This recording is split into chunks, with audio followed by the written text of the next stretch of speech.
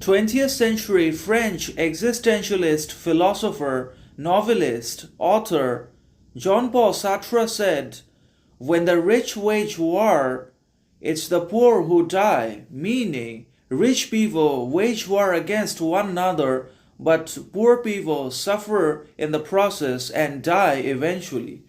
Politicians, bureaucrats, capitalists have always been in the habit of competing and possibly waging war against one another or even other countries for the occupation of resources, money, wealth, and so forth.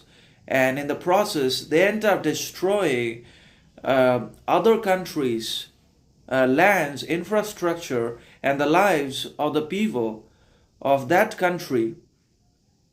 But they never get affected themselves because they are in power. Politicians, presidents are in power, and they have the power to unleash anything on anyone, regardless of the consequences that it bears on humanity.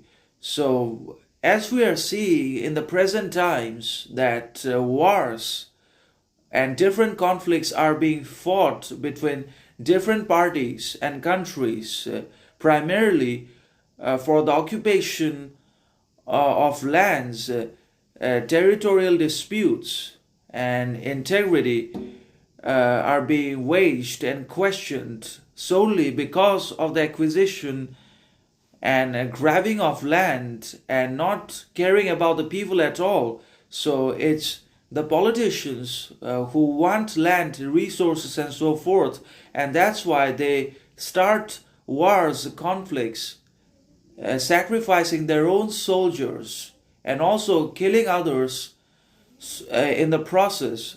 So it's important to keep in mind that wars, conflicts never bring anything good to anyone anywhere in the world, but rather it brings death, destruction, chaos, and so forth.